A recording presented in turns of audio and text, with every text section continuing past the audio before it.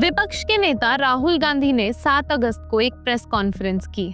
मुद्दा था इलेक्शंस में हुई वोटों की चोरी। एक पूरी डिटेल्ड प्रेजेंटेशन दिखाई गई और सारी बातों के सबूत पेश किए गए। उन्होंने बताया कि कैसे जब इलेक्शन कमीशन से वोटर्स का डेटा मांगा गया तो डिजिटल कॉपी की जगह 7 फीट लंबा हजारों कागजों का अंबार दिया गया, जिसे एनालाइज करने के लिए पूरी टीम ने 6 महीने काम किया। राहुल ने इस पूरे केस का आधार कर्नाटक के महादेवपुरा विधानसभा क्षेत्र को रखा। दावा किया गया कि इस क्षेत्र में 6.5 लाख वोटों में से लगभग 1 लाख वोट चोरी किए गए और ये चोरी 5 अलग अलग तरीकों से की गई। पहला था डुप्लीकेट वोटर्स, यानी एक ही वोटर 4 अलग अलग बूथों पर वोटर था।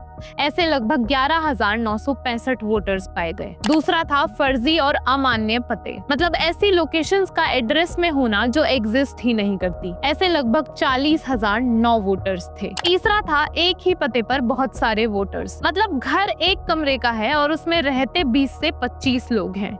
ऐसे लगभग 10,452 वोटर्स थे। चौथा था अमान्य फोटो, ऐसे लगभग 4,132 वोटर्स थे। और आखिरी था फॉर्म 6 का दुरुपयोग।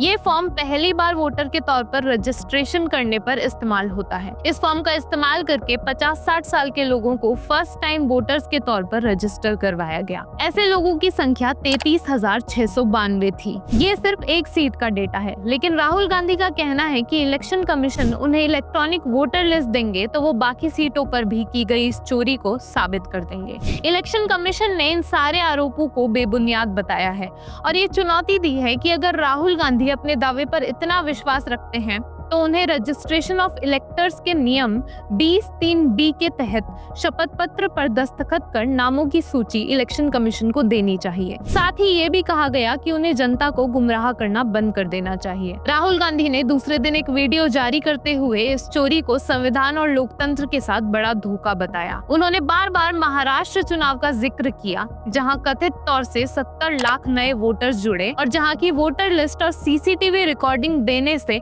इलेक्शन कमीशन ने उन्हें मना कर दिया। ये विवाद सिर्फ एक सीट का नहीं है, बल्कि ये पूरी चुनावी प्रणाली की विश्वसनीयता पर सवाल उठाता है। जरूरत है सही जांच की, ताकि पूरा सच जनता के सामने आ सके और लोकतंत्र पर लोगों का भरोसा कायम रह सके।